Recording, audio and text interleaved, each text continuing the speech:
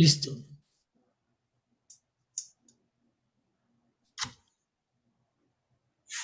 Continuando con esta velada filosófica, tengo el agrado de presentar a Ricardo Brown. Él es filósofo, profesor de la Universidad de Lima.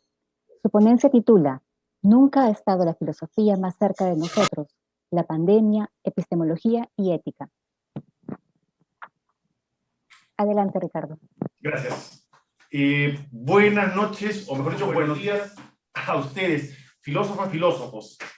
Todos ustedes son filósofas, filósofos de nacimiento. Un filósofo, por supuesto, una de las razones y las condiciones necesarias para hacer filosofía es ser humano. Dice que hay tres diferencias entre los humanos y todas las demás especies posibles. No sé si estarán de acuerdo con eso. Los filósofos, pero los humanos se pintan el pelo, hacen filosofía y se ponen tetas falsas. No han encontrado por lo menos en este universo conocido, esas tres características. Si Porfirio decía que la risa era el propio humano, bueno, pues Porfirio no había conocido todavía la cirugía plástica. Entonces, hacemos todos filosofía sin algunas veces saberlo, porque hacemos lo que, según Aristóteles, era el inicio de la filosofía, o el origen, ¿no? La fascinación, la admiración de las cosas cotidianas. Según él cuenta, la fascinación de él es un poquito más geométrica y no puedo explicarles ahora porque me entero que no podía compartir la pantalla con algunos gráficos y entonces algunas cuestiones gráficas no las puedo convertir en palabras. O sea, las figuras hablan más que 1000 palabras, será un dicho, pero no sé cómo se puede hacer eso. Pero más o menos la idea que a Aristóteles le llamó la atención, y si es un dato curioso para los que me están escuchando, mis estudiantes y otros estudiantes, le fascinó el triángulo, el teorema de Pitágoras. Entonces, él tiene la siguiente suposición. Si los catetos son un número entero, 1 y 1, pongamos ejemplos. El ejemplo, vean la curiosidad. La hipotenusa no va a ser un número entero, es raíz cuadrada, ¿verdad? De 2. Entonces, eso le llamó la atención. ¿Por qué pasa eso? Esas son las cosas interesantes y que todos hacemos. Todos los humanos, conscientes o más o menos conscientes, podrían hacerlo en mayor o menor grado. La diferencia entre aquellas personas que no han estudiado la formación, puede ser que sus respuestas y sus preguntas sean menos, para nosotros, filosóficas. Son más singulares, menos universales, pero estamos siempre preocupados por estas preguntas. El día de hoy quería mostrarles, porque tenía un menú para ustedes, un menú que es bastante grande de preguntas filosóficas relacionadas con la pandemia. Tengo el menú, se los voy a leer, así como los nuevos restaurantes ya no les dan la carta, sino se los leen. Entonces teníamos de entrada, a ver qué había. En lógica, pregunta filosófica posible. ¿Se pueden crear algoritmos para tomar decisiones morales en forma programada? Hay en el Silicon Valley todo un grupo de gente que estudió filosofía y quisieran tener un algoritmo para ponerlo en una computadora para tomar decisiones muy rápidas, pero que sí, tendrían que tener, y escogen así, las dos clásicas, digamos, más tradicionales en el mundo europeo, como teorías éticas, ¿no? La kantiana y la utilitarista. Entonces, ¿podrían hacerse logaritmos? Algoritmos es una pregunta en lógica. En antropología filosófica, que lo he puesto como entrada, aunque sea difícil, nos hemos preguntado en esto, a estos canallas, ¿estos son humanos o qué son? Y cada vez como voy envejeciendo, yo empecé con Aristóteles, por supuesto, animal racional, listo, se acabó. Cuando empezamos ya a pensar qué cosa es un racional y las cosas que vamos encontrando, me voy cada vez, y creo que les pasa a las personas con más edad, nos vamos pareciendo más a la propuesta de Sartre. O sea, es una posibilidad, no hay una esencia, esto es una constante posibilidad de cambio, y ¿qué somos? No lo sé. Yo también vengo a experimentar cuando veo el grupo que se coge las vacunas primero, o sea, es una especie de Titanic, que yo ya me di cuenta que he comprado un pasaje de segunda clase. Y después un ratito voy a comentar acerca de la concepción de la profesora Cortina, cuando habla de la aporofobia, ¿no? Aporofobia, o sea, la idea de la pobreza, y que tenemos casi un desprecio o una incapacidad de entender las personas más pobres, porque esta pandemia también nos ha encontrado como seres humanos, diferenciándonos por economía. De plato de fondo, por supuesto, corona siempre la epistemología. ¿Se puede confiar en la ciencia? ¿quién habla en nombre de la ciencia? ¿Existe autoridad epistémica? Eso último es una pregunta que nos hacemos constantemente.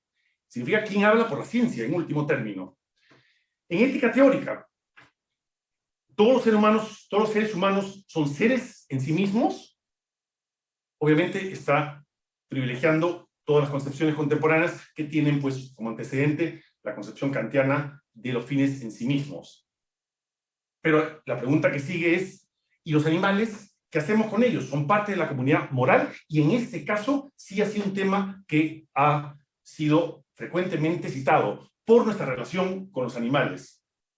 Y si tienen interés, vean la conferencia, la entrevista que hace Farid Zakaria en CNN sobre nuestra relación con los animales, y que parte del origen de este y otros virus es nuestra, efectivamente, relación con los animales.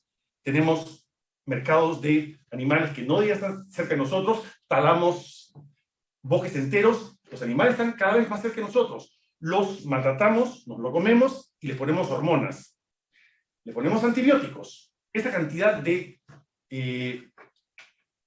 conductas hacia los animales nos hace preguntar si son parte de la comunidad moral, porque ahora estamos teniendo el resultado de esa relación. El problema es que si eso podemos hacer una teoría y que incluya eso. De hecho, hay, pues, ¿no? Singer, por lo menos de lo que yo conozco, ha sido el más prominente en la concepción de los animales también como comunidad moral. Ética aplicada, también como un plato de fondo. ¿Qué teoría es más apropiada para enfrentar la crisis de la pandemia?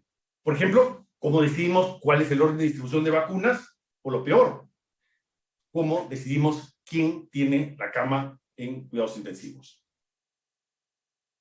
Para postre, saco de la pregunta que me hizo mi mamá. ¿No te parece que el virus es bien bonito? Mira, tiene como unas coronitas. Estaba viendo, por supuesto, la gráfica. Quería mostrarles que, por supuesto, es una recreación computacional del virus. Y a mis estudiantes del curso de, se llama Articultura, pero yo lo hago más o menos como filosofía del arte, pueden las cosas naturales, como organismos microscópicos, tener propiedades estéticas. Uno puede predicar si es bonito, ¿no? Pueden ser piezas de arte.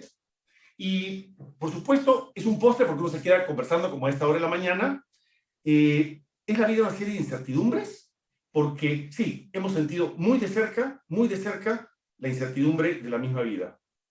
Y entonces la filosofía está cerca de nosotros ahora, sin duda alguna. Sin duda alguna. Son las clásicas preguntas que nos han perseguido, pues, desde siempre.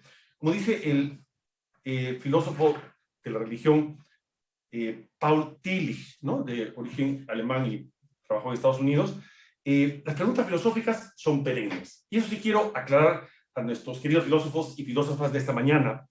Hay después el estereotipo y la caricatura que estamos metidos en problemas que nadie resuelve y seguimos en lo mismo. Efectivamente, y creo que Tillich, me acuerdo, me dio la respuesta para contestarle a mis estudiantes.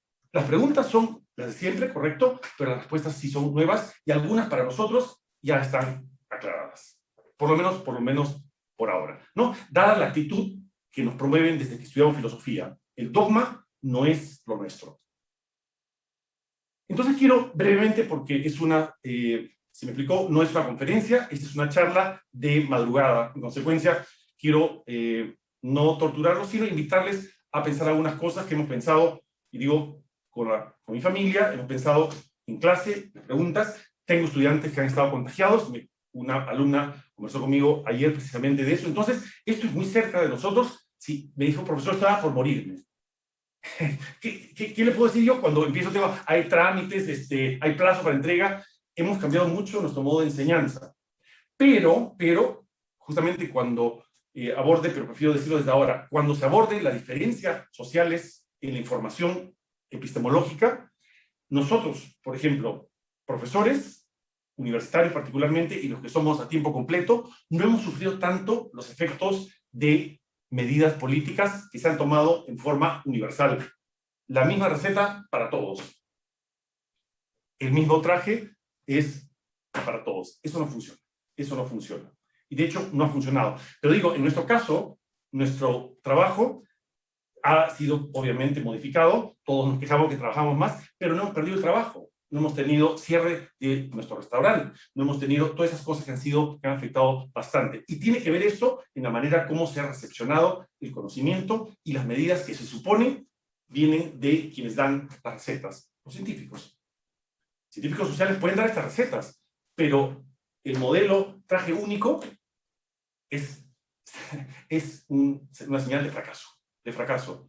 Lo decimos empezando por el país más paradójico en nuestros días, Estados Unidos.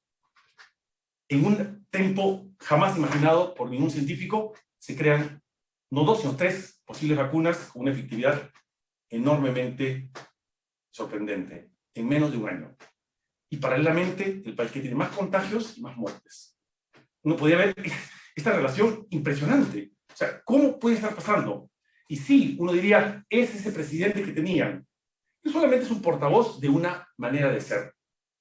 Porque la filosofía es una manera de ser. Cuando uno utiliza en forma oportunista información a medias o las manipula a medias, se encuentra uno con problemas como los que estamos viendo en las noticias. Quisiera compartir con ustedes cosas que me han tocado más cerca, problemas epistemológicos, antes de la pandemia y después de la pandemia. ¿Cómo enseñaba yo la filosofía del conocimiento de Hume? Con ejemplos tan difíciles que los estudiantes pudieran relacionar que simplemente lo sentían alejado. Hoy día no. El tema de la inducción es un tema central. Mis estudiantes que me están acompañando esta mañana lo van a tener la próxima semana. Y tienen un premio por venir. A nadie lo obligué, pero he puesto una pregunta que apareció el semestre pasado en el examen. Se la voy a dictar en un momento. Pero el problema de la inducción para nosotros ahora es un problema real. Cuando salió el resultado de la prueba de la vacuna Pfizer en adolescentes, el resultado fue curiosamente falso. Dice así, y eso lo voy a comentar en clase y para todos los que están escuchando. 100% de efectividad. 100% de efectividad. ¿Cómo llegaron a ese? O sea, certeza. La certeza de ni un caso más. Eso es probablemente un resultado aspiracional, una manera de enfrentar un resultado aspiracional que provoca más dudas. ¿Por qué dicen eso? Es el problema de vacunas como las que quería comentar. Estas preguntas las he encontrado para la clase. ¿Cómo sabemos si la vacuna Pfizer funciona en el caso número 30.001? Si tenemos 30.000 estudiados, y en el siguiente, ¿qué puede pasar? ¿Por qué desconfiar de las vacunas Sputnik y Sinopharm? Nuevamente estoy haciendo el método como dice Aristóteles que nació la filosofía. Empezamos con lo concreto, ¿qué hacemos con esto? Y pensamos en teorías de la justificación. Uno empieza a decir, ¿por qué debo confiar en esta persona? El caso del mismo presidente de Estados Unidos. No recomienda utilizar máscaras, no promueve todo tipo de medidas y sin embargo se pone la vacuna. Y además, en una forma, nuevamente el Titanic en primera clase, decide que el criterio ético para decidir el orden es primero la Casa Blanca, o sea, su familia, y todos los miembros, y luego nosotros, en la última. Entonces, son preguntas esas de naturaleza ética, pero están conectadas con la confiabilidad. ¿Quién habla en nombre de la ciencia? Esta fue la pregunta que les puse a mis estudiantes, donde uno puede hacer uso de la teoría popperiana de la ciencia. Y fue la siguiente. Eres miembro del equipo consultor para el desarrollo de la vacuna contra el COVID-19. Tu nombre es Karl Popper. Tienes que hacer una intervención acerca del tipo de pruebas que el equipo debe recomendar y de las precauciones acerca del empleo de las futuras vacunas. No puedes asistir a la reunión final. Escribe las palabras que serán leídas en esa reunión. Te indican, o sea, que no pueden ser más de 5 líneas, no puedo leer tantos trabajos. Esa es la pregunta que tuvieron mis exámenes para estudiantes de primer año del curso introductorio de filosofía. Entonces, la pregunta tiene un sabor de realidad inmediato. Por supuesto que las respuestas fueron equivocadas bastantes. No estudiaron nada y pues más parecía hablando no Popper, sino la ministra de Salud saliente. Entonces, eso los trae directamente a la importancia de ver la filosofía en cosas que les atañe realmente. En ética, no puedo mostrarles la figurita, pero lo buscan en internet. La famosa figurita del tranvía de Philippa Foot, ¿no? Uno ve un tranvía. El ejemplo es bastante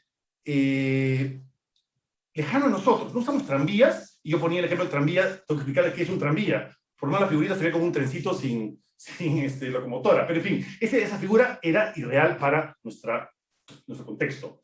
Y se ve una palanca que puede mover entre una persona que está amarrada a los rieles y otra que son 5. Debe decidir el maquinista si desvía hacia uno o hacia el otro. ¿Qué pasa si yo pongo a mi mamá en 1 y quiero salvar la vida de mi mamá, que vale más con la vida de 5? Y esto lo hemos encontrado también en la pandemia.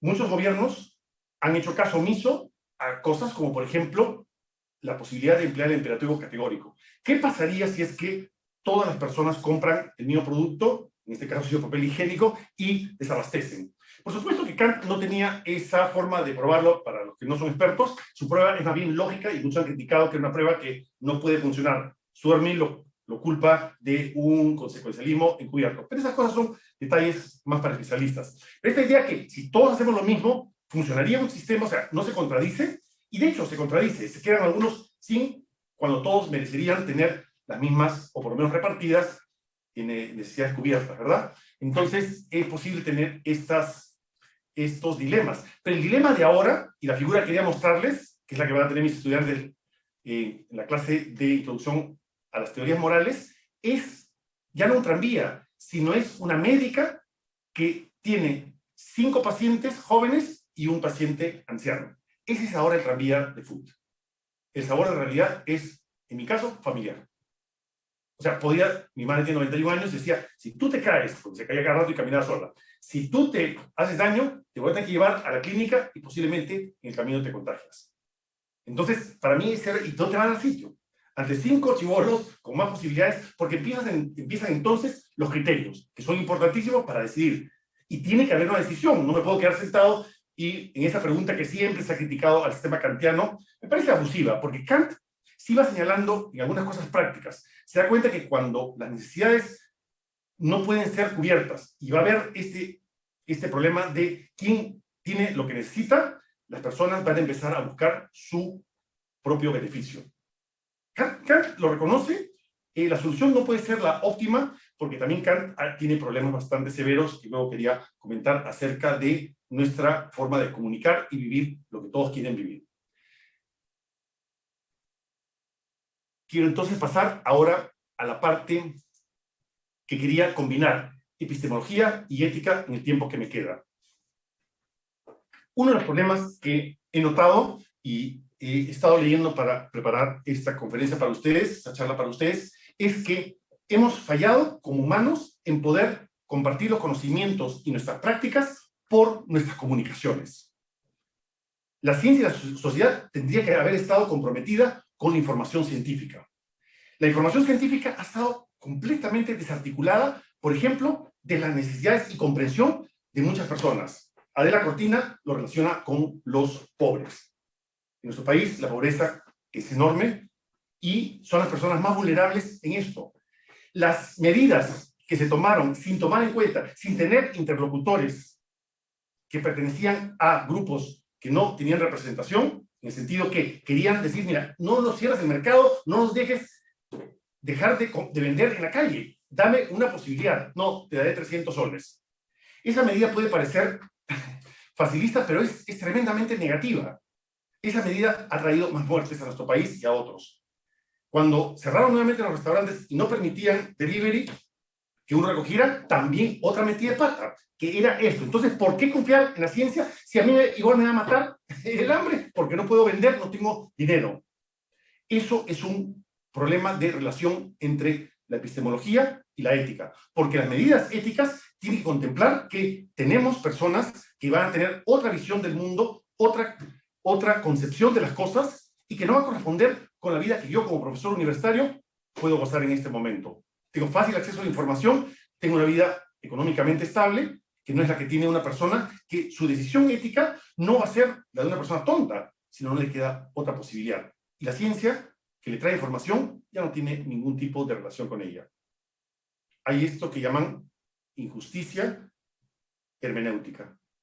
O sea, no hemos comprendido que la interpretación de las cosas no le corresponde a un laboratorio.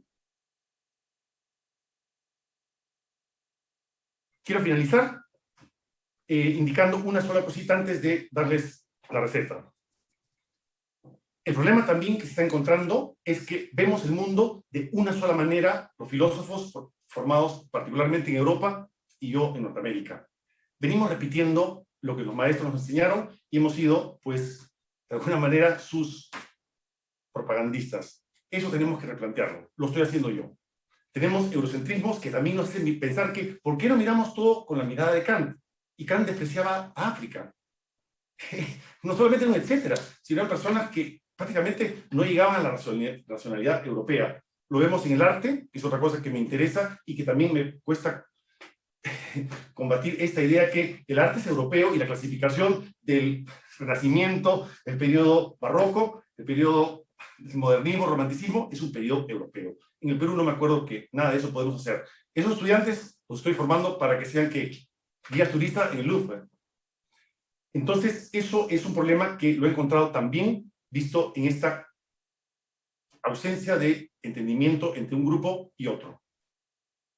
Y eso Platón lo explica clarísimo, y en eso sí mi admiración a Platón y Sócrates. Sí, no nació en Grecia la filosofía, pero parte de ella me educó. En el Cratilo, un diálogo tan interesante, un tema que yo ni sabía que existía, el problema de los nombres, Hermógenes le dice a Sócrates que Hermógenes se siente burlado por Cratilo. Sin embargo, dice que si Cratilo le hablara con claridad, sería capaz de pensar y decir lo que dice Cratilo. O sea, es capaz, Hermógenes, que está fastidiado, que le toma el pelo, de cambiar su punto de vista, el valor del diálogo. Pero en el diálogo hay que ponerse también en la cabeza del pobre Hermógenes que Cratilo se burla. No, tu nombre no es Hermógenes. Entonces, me quedan los minutos para darles la receta. Les voy a citar varias personas y lo que tenemos. Espero que si lo necesitan, se los paso a... no lo pueda publicar con ustedes. ¿Ya? Lo tenía por escrito, pero ahí están. Entonces lo voy a simplemente dictar en los 2 minutos que me quedan. Esta viene de Charlotte Bliss, de la Escuela de Medicina de Harvard. Y esta me encantó. La gente de la filosofía es la que mejor ha practicado desde siempre el distanciamiento social. O sea, somos unos hongos, gracias. Los doctores en filosofía no pueden ofrecer curas. Lo mejor que hace la filosofía es la relación recíproca entre la evidencia y el mundo real. Esas son las de la doctora Bliss. Una de Simone de Beauvoir. No está citada en forma literal, pero más o menos la idea es la siguiente. Ser humano es vivir en la ambigüedad. Y la solución no es eliminar la incertidumbre, sino reconocerla como la condición de la existencia. Siguiente cita de Paul O'Grady, que es el jefe de filosofía del Trinity College en Dublín. Sócrates encontró que su modo de vida filosófico le dio coraje. La filosofía no es un cuerpo de conocimientos, es un estilo de pensamiento. Un amor a la sabiduría, una forma de relación entre la razón con los valores y las emociones, con el fin de vivir y morir bien. Finalmente,